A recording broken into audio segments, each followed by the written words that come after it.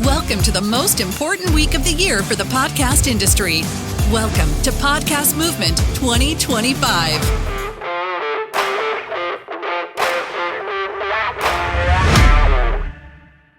Hi, everyone. Thank you so much for being here today and joining me to talk about one of my very favorite things to talk about, which is podcasts, and particularly branded podcasts. I'll introduce myself first. My name is Liz Hames, and I help brands make and promote their podcasts. I've been working in newsroom for about a decade before moving into branded podcasting, where I started at Pacific Content and moved on to Jar Audio, where I was director of audience growth there for a few years. These days, though, I'm helping brands make podcasts that have an audio and a video component, and helping them grow and promote those podcasts. So one of the things that I've discovered in doing this work is there's a lot of advice out there in terms of how you can grow your show on YouTube, and some of it's great, some of it's not great, but a lot of it is very much kind of in the same vein. So you might hear things like your thumbnail should have text, usually like short, bold text that has bold, evocative claims. Your titles should follow a limited set of naming conventions that are proven to work very well on YouTube. Your intros should all be like very fast-paced and quick cuts and tease what's coming up in the episode. And your scripting should be opening a loop, closing a loop, opening a loop, closing a loop, to keep people hold their attention until the end of the video. And that is all like really great advice. I'm not here to say that it isn't, but it's not always great advice for brands that are making podcasts. Because for brands, the goal is not YouTube ad revenue. It's not winning a big sponsorship deal, because they are the sponsor of their podcast. So really for brands, the goal is building trust and affinity with a very select audience. So today I'm going to talk about one example in particular, a client of mine called Open Studio, and I'll use them as a bit of a case study to talk about how you don't necessarily need to do all the clickbaity things in order to win on YouTube, and really the best way to succeed is to be yourself and lean into what you do better than anyone else. So this is my client here, Open Studio. This is Adam and Peter, and they host a podcast called You'll Hear It. They also happen to be educators and owners of Open Studio, which is an online jazz education platform, and they basically provide jazz courses. The podcast that they create, You'll Hear It, is about the greatest albums of all time. So every episode explores a new album. And when I first met Adam and Peter, I asked them, like I do with all of my clients, why do you make this show? I think it's a really important question to ask. They put a lot of time into it, a lot of money, and a lot of care, honestly. And for them, what they told me was not customer acquisition. They weren't trying to get new leads out of this podcast. They were trying to do this. They were trying to get emotional acquisition. That was the role of the podcast. Really what they're trying to do is deepen their relationship with their existing customers and build out from there, building new relationships with maybe potential customers, maybe not, but more people in the wider music community. So we wanted to know, is this podcast working? Is it doing its job? So we partnered with our friends at Signal Hill, which is a wonderful little Canadian company that does brand lift studies for brands with podcasts. And here's what we found. So this is pretty astounding to me, that 80%, so most of the people who responded to our survey said that they know Open Studio is the brand that makes the podcast. And it's pretty remarkable to me because they only really mention Open Studio once in every episode. And it looks something like this. And you're listening to the You'll Hear It podcast. Music explored. Explored, brought to you today by Open Studio. Go to openstudiojazz.com for all your jazz lesson needs. You brought it back. I brought it back, Peter. I brought it back. Yeah, they're pretty cute. The other thing that was really impressive is the halo effect. So this shows us that, again, a majority of people, they like Open Studio just a little bit more because they make this podcast. And really that shows us that the podcast is doing exactly the job that it's intended to do. So this is a pretty impressive leap as well. It's 17 points over the benchmark. So this is a really good result. And even though this wasn't the goal, we also show that a lot of people, the majority of people who listen to the podcast, would consider the product because they listen to You'll Hear It. So another great result. So how do they do it? First I'll talk about what they don't do. And they do a lot of things kind of wrong, at least according to the podcast gurus out there that are giving a lot of advice. First off, they don't use thumbnail text because using thumbnail text would take up really valuable real estate from the star of the show, which is their album covers that they're discussing in every episode. And for their audience, these album covers, these have probably been in their collection for decades, and seeing this album cover is going to create an emotional response in them, and they're going to want to hit play. So we don't use thumbnail text for that reason. We also don't always follow the rules of typical naming conventions on YouTube. So if you're not a You'll Hear It listener and you're not a classical musician or a jazz musician, this might not make any sense to you from Sonata to Stankface. It didn't make sense to me, and honestly, I was really skeptical when they pitched it. But if you are any of those things, this immediately makes sense to you, and you're very likely to hit play on this episode and watch all the way through. So those are a few things that they don't do right.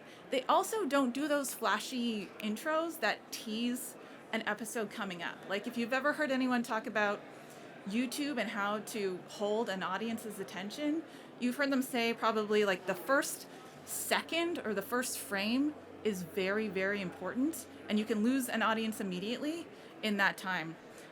But instead what they do, they take a very kind of slow, casual approach to their intros. This is what it looks like. Hey, Peter. Hey, man. Can you play the oldest tune you know? Oh, It's the oldest tune you know. All right. I mean, just off the top of my head. Yeah. No, Bach. Great. Not that old. Oh. Something a little newer than that. A little newer, okay. Yeah. I got you. A tune. A tune. Okay. Great, okay. You made it all the way to Beethoven. That's great, but I'm thinking more like 20th century, the oldest jazz tune you know. How about that? Oh, okay. I got you.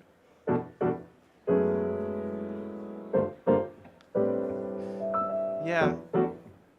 That doesn't seem that old. Oh, it is. You'll see. Okay. You'll see. All right. Come with me.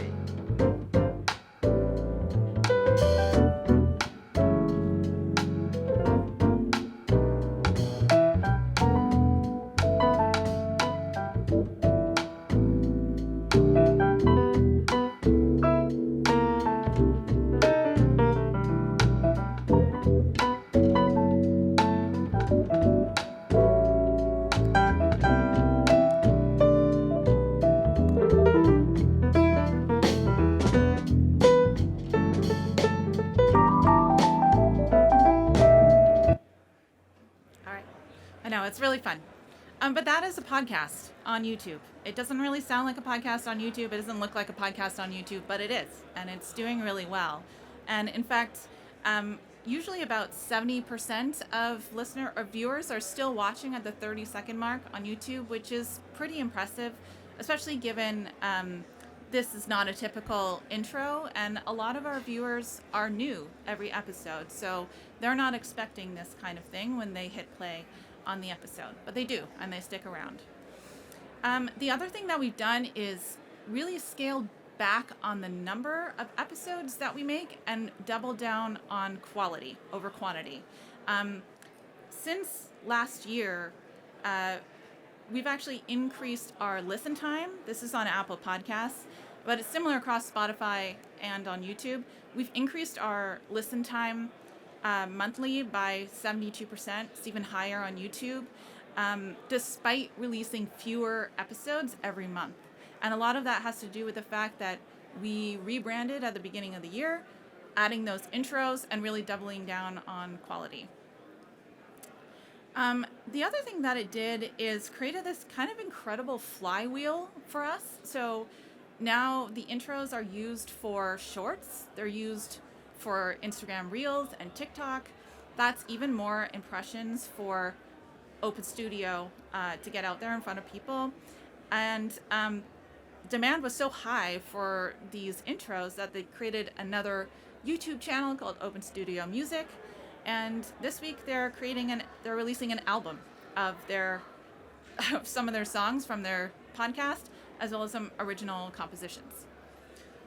So I do want to impress upon everyone, and I hope that the lesson here is that there is no one way to win on YouTube. I'll give you another example. So this is the traffic source. This is YouTube Analytics, and this is the traffic source for one of their videos recently. You can see a lot of their videos come from the home feed, a lot of their views. And that's YouTube putting it in front of people who have probably listened to You'll Hear It in the past, or maybe subscribed to You'll Hear It on YouTube. And when those people click on the video a little more frequently than normal, and they listen for a little bit longer than normal, they're liking, they're commenting, they're sharing it, that sends a signal to YouTube's algorithm that says, people really like this. Maybe you should spread it around a little bit further, see if more people like it. And if those people exhibit the same behavior, then they spread it even further. So this is how You'll Hear It catches the algorithm. I also work with another podcast, completely different audience, completely different focus. It's a nutrition podcast, vegan nutrition specifically. And the podcast episodes are really focused on answering a specific question that someone might have about nutrition, diet, diabetes, and chronic health. And so what we do is we make sure that we package our episodes so that it lets not just the YouTube algorithm know, but the Google algorithm know that this is an answer to this common query. And as a result, you can see the external here, that's all Google search. So a lot of our videos show up in the top Google search results for some common queries related to nutrition. And I put this in front of you just to show that there are a lot of different ways to hook the algorithm, and because it really all it is trying to do is put content in front of people that are going to want to watch it and are going to find it entertaining. So I have a little bit of a framework for you all. I didn't know what to call it, so I just have this really clunky 4 R's thing going on. But really the message is that you want to find real people. You want to reflect deeply on what you do well and what you do better than anyone else. You want to reimagine it for the medium that you're making it for, in this case, YouTube, lean into what works. And then you want to make sure that you're following results and making sure that you're seeing what you want to see, and if not, making changes until you do. So first, real people. This is where I start with all of my clients. We start with, who do you want to watch this podcast? A lot of times people have a general idea of an audience member in mind, like maybe a job title, or maybe just someone who generally is interested in nutrition. But what this exercise does is it helps you get really specific. So I ask them, imagine a real person in your life, someone that you know and that you've interacted with, and someone who you think would be the ideal listener or viewer of your podcast. And then ask as many questions as you can about them to get as much information about them as you can to really get a sense of who this person is, what they need, what motivates them, what problems are they having in work or in life that maybe you could solve with your podcast? Where do they spend time online and offline? I think is a really important question to know how to promote your episode and how to get it in front of them. And then, most importantly, how are they not already being served?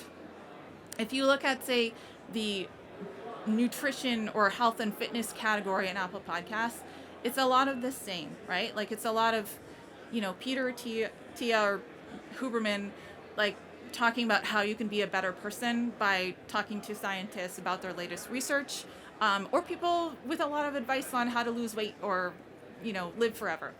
So, but there is also a lot of room there for a podcast that maybe doesn't look like that, or that maybe serves people who are interested in health and fitness, but for a completely different reason than trying to be the best possible version of themselves.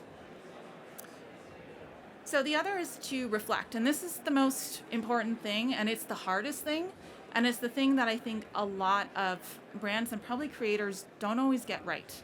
And this is really asking yourself, what can you do that no one else in the world can do as well as you? What do you have that no one else has? And how can I lean into that and build a podcast around it or build a series around it? When I ask clients this question, often the answer is our experts, our insights. We're just the best at what we do in the whole world, or we have really great reports. But that isn't enough, unfortunately, because your competitors, they have all those things too. And if you're trying to reach new people who've never heard of you before, they can't tell the difference between your experts and your competitors' experts. What they can tell the difference is maybe going inside spaces that they don't have access to, but maybe you do, right? Or maybe like Open Studio, you've got some physical asset like an in-house band or really talented musicians just sitting around. That's pretty unusual. Or maybe it's like an idea that's associated with your brand.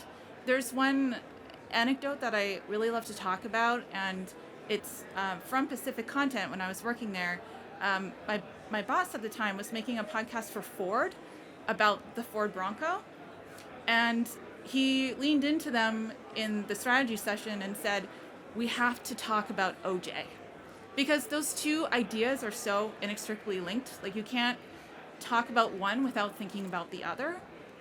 And they did, and they actually opened their podcast series with it, and it really worked for them. So instead of running away from an idea that maybe has a little bit of baggage, they leaned into it, and it really worked for them, and it helped them connect and build more trust with the community they were trying to serve. So just a few ideas there. And reimagining, again, is just creating a show that is made for the medium. I think one of the challenges that happen, especially as we're transitioning from an audio-only podcast space to an audio and video podcast space, is we're thinking about podcasts as a podcast in audio and how does that look on video.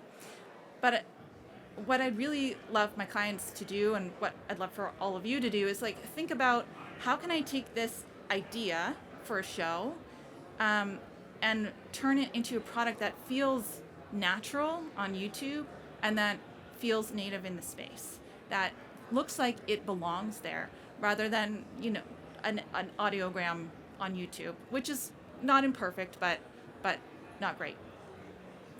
The last is results. So these are a few metrics that I like to look at. There are countless metrics that you can look at, but I think some of the most important ones for brands in particular are these brand metrics like halo effect and affinity. And again, you can measure this. There are brandless studies out there and companies that do this kind of thing, and it's incredibly valuable to know how your podcast is landing with your audience and if it's reaching the intended audience. The other is retention, like engagement metrics, like how long are people listening to my episode. Apple Podcasts and YouTube, they have retention charts that show you where people are dropping off. And if they're dropping off a lot in a certain place, then maybe there's something going on there that you want to pay attention to as a creator. and make some adjustments. Listen time too is an interesting one because it's a combination of reach, so how far your podcast is going in terms of how many people it's reaching, but also engagement. So if a lot of those people are listening for a minute, then your listen time is going to be lower than if you have fewer people listening for an hour. So that is really an important metric to watch. And then of course you want to see not just new viewers, but people coming back again and again. And that is something that YouTube will show you as well. Another one that's actually not listed here that I really love is response rate. And that's generally like the number of comments compared to the number of views that your podcast gets. This one I found to be really useful in talking about how well an episode is doing, because comments and engagement are a really big part of what we're doing with the podcast. So that's it. Again, real people. You want to find real people. And if you can, talk to them and ask them questions. Like, what podcast did they just share with their mom? Like, really go deep and specific with your questions. And really go deep and specific with your reflection on yourself. And, like, throw out your messaging document. Ignore your pillars. None of that should matter here. And it should probably feel like a little bit uncomfortable. And I think that means that it's working, that you're going in the right direction. If you feel like you're stepping out of your comfort zone when you're coming up with an idea for a podcast. And then, yeah, of course, reimagine it as it should be on YouTube or in video. And then make sure you're following up with results to ensure that it's doing the job that it's intended to do. So, thank you all. That was my presentation. It's me, Liz. I love to talk about podcasts, so if anyone wants to talk about podcasts, just send me an email and we can talk. So. Oh, are there questions? Yeah, I can answer questions.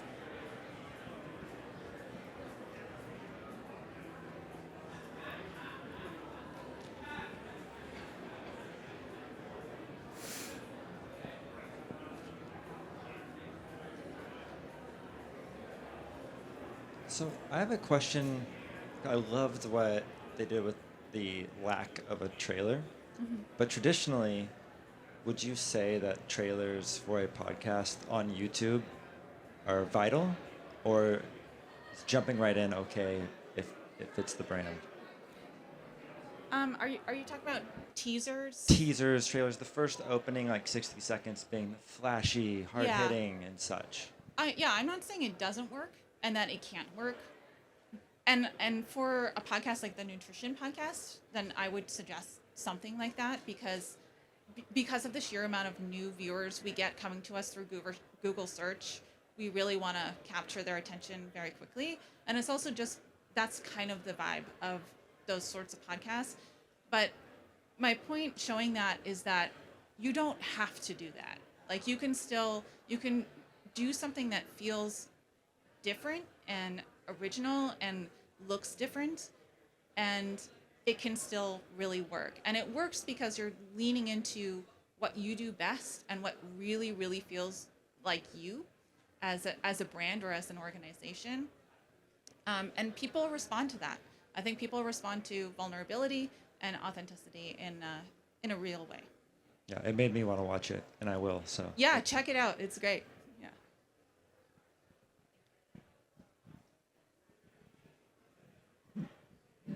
I think we're good. Thank you. Thank you.